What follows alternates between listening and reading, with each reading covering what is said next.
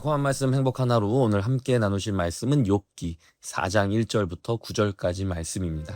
대만 사람 엘리바스가 대답하여 이르되 누가 내게 말하면 내가 실증을 내겠느냐?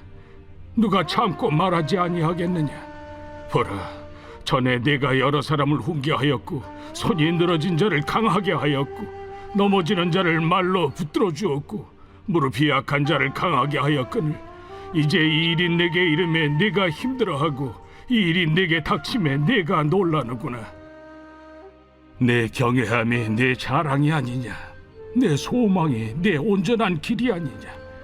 생각하여 보라. 죄 없이 망한 자가 누구인가? 정직한 자의 끊어짐이 어디 있는가? 내가 보건대 악을 밭갈고 독을 뿌리는 자는 그대로 거두나니 다 하나님의 입기운에 멸망하고 그의 콧김에 사라지느니라.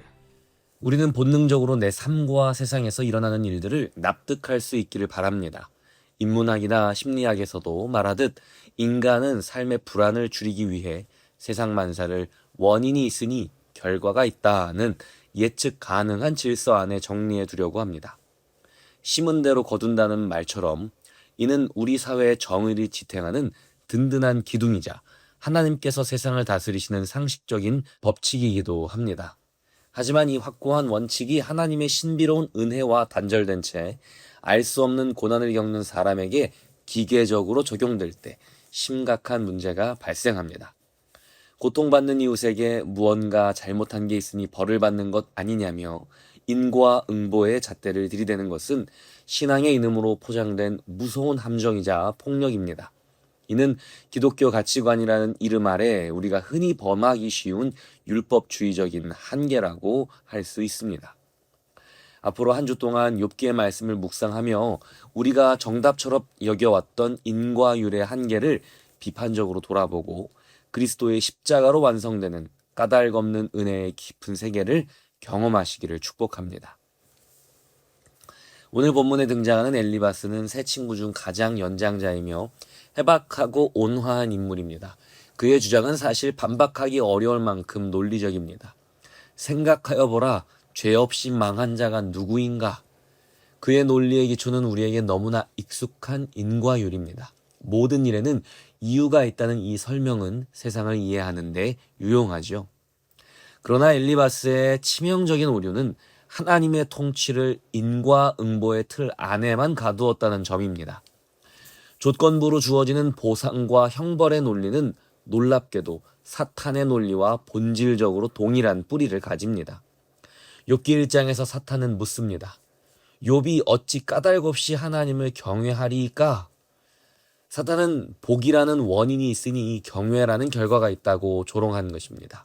그리고 엘리바스는 죄라는 원인이 있으니 고통이라는 결과가 주어졌다고 정죄합니다. 이 두 논리의 공통점은 신앙을 철저히 조건과 결과로 환원한다는 것입니다. 까닭없는 하나님의 은혜를 배제한 신앙은 결국 율법주의로 전락하고 맙니다. 자신이 아는 얄팍한 지식과 경험으로 모든 것을 설명할 수 있다는 오만함은 설명할 수 없는 고난 앞에서 타인을 찌르는 무기가 될 수밖에 없습니다. 우리가 하나님을 깊이 알아갈수록 내가 알지 못하는 일이 있으며 내가 확신하는 것들이 때로는 틀릴 수도 있다는 겸손을 배우게 됩니다. 고난은 우리의 지식적 확신을 무너뜨리고 하나님과의 실존적 만남으로 우리를 이끕니다. 욥기 1장에 등장하는 욥은 자신이 하나님을 안다고 생각했습니다. 그래서 감당할 수 없는 고난이 닥쳤을 때 자신이 아는 인과율의 하나님과 모순되는 현실 앞에서 낯설고 두려워했던 것이죠. 하지만 욥기의 마지막 장으로 가면 욥은 극심한 고난의 터널을 지나며 자신이 하나님을 다 안다고 생각했던 과거의 교만을 버리고 이렇게 고백합니다. 내가 주께 대하여 귀로 듣기만 하였사오나 이제는 눈으로 주를 배옵나이다. 그러므로 내가 스스로 거두어드리고 티끌과 재 가운데에서 회개하나이다. 욥은 이제 다른 사람의 이야기나 글을 통해 들었던 하나님에서 내가 직접 경험한 인격적인 하나님과의 관계로 도약한 것입니다. 독일의 시인이자 작가인 괴테는 그의 소설에서 이런 노래를 남겼습니다. 눈물과 함께 빵을 먹어보지 않은 자, 침대 위에서 수없이 슬픈 밤을 눈물로 보내지 않은 자, 그는 결코 알지 못하리. 하늘의 힘을. 괴테도 슬프고 괴로운 일을 경험하지 못한 사람은 하늘의 힘, 즉 하나님을 알고 만나기 어렵다고 말하고 있는 것입니다. 성경은 아픈 일이 우리에게 왜 찾아오는지 다 알려주지 않지만 아픈 일은 우리를 하나님께로 더 가까이 인도해 준다고 말해주고 있습니다. 아픔이란 하나님을 더 깊이 알기 위해 존재한다고 말할 수는 없습니다. 그러나 아픔은 분명 하나님을 더 깊이 알게 해줍니다. 욥은 하나님이 누구이신지 더 깊이 알게 되면서 자신의 본질에 대하여 회개하게 되었습니다. 그래서 그는 이제껏 자기 자신이 생각하고 주장하던 하나님에 대하여 전부 거두어 드렸던 것이지요. 그리고 자기 자신이 생각하고 주장하던 자기 자신에 대하여도 회개하고 거두어 드렸습니다.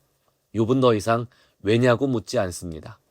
해답을 얻었기 때문이 아니라 티끌 같은 자신의 존재를 자각하고 창조주 하나님을 대면한 그 관계 안에서 모든 의문이 해소되었기 때문입니다.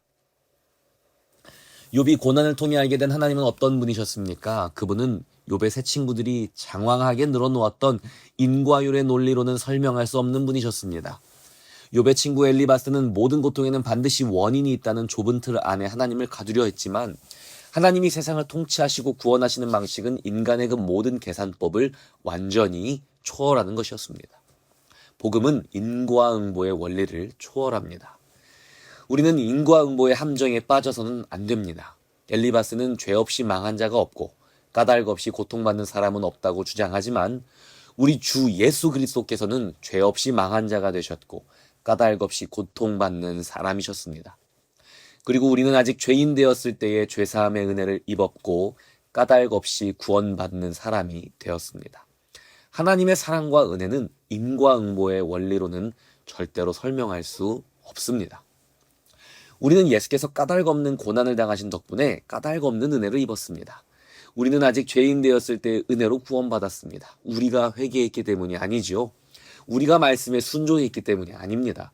우리는 여전히 불순종하는 죄인이었고 우리는 여전히 미련했지만 하나님께서는 아무런 까닭 없이 예수 그리스도를 통해 우리를 용서해 주셨습니다. 우리 구원의 이유가 우리에게 있지 않은 것처럼 때로는 우리가 당하는 고난의 이유도 우리에게 있지 않을 수 있는 것입니다. 우리는 분명 우리의 죄악으로 인해 고난을 당할 수도 있습니다. 하나님은 우리의 죄악을 돌이키시기 위해 징계하시는 아버지이십니다. 그러나 때때로 어떤 문제들은 내 안에서 그 이유를 찾으려고 아무리 애를 써보아도 도무지 그 이유가 찾아지지 않는 경우도 있지요. 그래서 우리는 모든 문제에 있어서 분명한 원인을 찾으려고 하는 것을 멈추어야 할 때도 있는 것입니다. 하나님이 감추시는 것은 감추시는 대로 두어야 할 때가 있습니다. 우리는 확실한 답을 딱딱 받기를 원하고 좋아하죠. 그래야 속이 시원하기 때문입니다. 그래서 우리는 그렇게 시원하게 정답을 말해주는 사람들을 또 좋아합니다. 욥기에도 그렇게 시원하게 정답을 딱딱 알려주는 사람들이 있습니다. 바로 욥의 친구들입니다. 욥의 친구들처럼 인과율로 모든 것을 해석하면 어려울 것이 없고 불분명한 것이 없는 것만 같습니다. 그러나 어떻습니까? 욥이 만나고 있는 하나님은 전혀 그렇지가 않았습니다. 욥뿐만이 아니지요. 구약의 수많은 선지자들, 그들이 만난 하나님도 그렇지 않았습니다. 또 수많은 시편을 기록한 다윗은 어떻습니까? 다윗이 만난 하나님도 그렇지 않았습니다. 그리고 골고다 언덕에서 십자가를 지고 돌아가신 예수님이 기도하셨던 그 하나님도 그렇지 않았습니다. 그리고 우리가 매일 만나는 나의 하나님도 그렇지가 않습니다. 욥은 뜻 모를 고난을 당했습니다. 구약의 많은 선지자들도 다윗도 그리고 우리 예수님께서도 뜻 모를 고난을 당하시며 죽기까지 순종하셔야만 했습니다. 그리고 그것은 이제 남겨진 교회와 성도들이 가야 할 길이 무엇인지를 선명하게 보여줍니다. 우리가 가야 할 길에도 분명 뜻 모를 고난이 있다는 것입니다. 고난은 반드시 있습니다. 예수 믿고 열심히 살아가다 보면 좋은 일도 있겠지만 답을 알 수 없는 어려운 일을 만나기도 하죠. 억울한 일을 당하고 손해를 봐야 할 때도 있고 감당할 수 없는 악과 고통이 마치 교통사고나 천재지변처럼 나를 덮쳐올 때도 있을 것입니다. 심지어 아무런 뜻도 이유도 알 수 없이 말입니다. 그럴 때 인과율의 답은 예수께로 가는 길을 가로막습니다. 왜냐하면 우리 손에 쉬운 답을 금방 쥐어주기 때문입니다. 그러니 예수님께 갈 것까지도 없는 것입니다. 이유도 알고 있고 해답도 알고 있으니 말입니다. 그런 신앙생활은 율법주의로 변질될 가능성이 아주 높습니다. 겸손하고 의로운 척 행동하지만 그 속에는 저마다의 기준으로 서로를 또 자신을 판단하고 있습니다. 마치 욥의 친구들이 그랬던 것처럼 말입니다. 서로가 자기 기준으로 만든 하나님을 모시고 있습니다. 자기가 살아내고 경험한 것이 전부라고 여기며 살고 있는 것입니다. 그렇게 자기 기준으로 판단하고 진단하고 해답을 내립니다. 만약 그런 사람들이 십자가 사명 앞에서 이 잔을 내게서 옮겨달라고 기도하신 예수님을 만났다면 뭐라고 했을까요? 아마 십자가를 지기 전에 땀방울이 핏방울이 되도록 기도하신 예수님도 믿음이 없고 사명감도 부족한 연약한 사람이라며 책망했을지도 모릅니다. 예수께서 걸으신 길, 그리고 우리가 따라 걸어야 하는 길, 바로 그 십자가의 길에는 답이 없습니다. 우리는 왜 답이 없는 그 길을 가야 할까요? 그 길의 길목길목마다 선지자들의 마음이 새겨져 있기 때문입니다. 그 길을 걸을 때에만 십자가를 지고 걸으신 예수님의 마음이 보이기 때문입니다. 고난의 삶을 살 때에만 알게 되는 것이 있습니다. 그것은 천사들도 알지 못합니다. 연약한 인간의 몸으로 이 세상을 살아갈 때에만 경험할 수 있기 때문입니다. 우리는 매사에 답을 알기 원하지만 신앙은 답을 모른 채 나아간다는 것을 의미합니다. 모든 일에 답을 안다면 믿음은 필요하지 않습니다. 그래서 그리스도인으로 산다는 것은 답을 알 수도 없고 도망갈 수도 없는 길을 걷는 것입니다. 그래야 그 속에서 그리스도를 찾게 되는 것이죠. 답이 없는 자리에서 예수님을 만나는 것이 그리스도인의 삶입니다. 답이 없어야 우리는 예수님을 바라봅니다. 답이 있으면 우리는 보지 않습니다. 그리스도인으로 사는 것은 정답 없이 사는 법을 배우는 과정입니다. 신앙은 답을 모른 채 계속 나아가는 법을 배우는 일입니다. 우리가 알고 있는 답은 단 하나이지요. 예수께서 십자가에서 모든 것을 다 이루셨다는 사실, 그것입니다. 그러나 이 문장이 나의 삶의 모든 순간, 모든 문제의 해답으로 작동하기 위해서 우리는 인내의 시간을 보내야만 합니다. 고난을 통과해야만 알게 됩니다. 우리는 이 말의 의미가 진정 무엇을 담고 있는지 사실은 제대로 알지 못합니다. 예수님이 걸으신 십자가의 길, 고난의 길을 따라 걸을 때에야 비로소 조금씩 알게 됩니다. 뜻모를 고난을 당한 성경의 인물들을 안다는 것, 욥, 다윗, 수많은 선지자들과 예수님을 안다는 것이 선물입니다. 또한 뜻모를 고난을 당한 믿음의 친구들을 안다는 것, 고통을 끌어안고 함께 예배드리고 있는 우리 교회에 누구누구를 안다는 것이 나에게 선물입니다. 그들과 함께 기도하고 찬양하고 삶을 나누고 주님을 바라보는 것이 선물입니다. 그것이 나를 버티게 하고 나아가게 하기 때문입니다. 함께 주님을 바라보고 예배하는 것이 힘입니다. 단 한순간도 하나님이 계시지 않는 것처럼 여기지 않기 위해 우리는 함께 애써야 합니다. 야고보서 5장 10절과 11절입니다. 형제들아, 주의 이름으로 말한 선지자들을 고난과 오래 참음의 본으로 삼으라. 보라, 인내하는 자를 우리가 복되다 하나니 너희가 욥의 인내를 들었고 주께서 주신 결말을 보았거니와 주는 가장 자비하시고 긍휼히 여기시는 이시니라. 답이 없는 욥기를 우리가 묵상하는 이유는 무엇일까요? 나에게도 정말 답이 없는 고난이 찾아왔을 때 내가 이 일을 어떻게 묵상하고 버티고 나아갈 수 있을지 준비하기 위해서입니다. 사랑하는 성도 여러분, 우리는 하나님의 일을 전부 알지 못합니다. 나를 향하신 하나님의 계획을 전부 알지 못합니다. 그러나 아무것도 모를 때에도, 하나님이 원망스러울 때에도 우리가 해야 하고 또 할 수 있는 일이 있습니다. 바로 기도입니다. 로마서 8장 26절입니다. 이와 같이 성령도 우리의 연약함을 도우시나니 우리는 마땅히 기도할 바를 알지 못하나 오직 성령이 말할 수 없는 탄식으로 우리를 위하여 친히 간구하시느니라. 우리가 기도할 때에만 하나님의 마음을 알게 됩니다. 우리가 기도할 때 보이지 않던 것이 보이기도 합니다.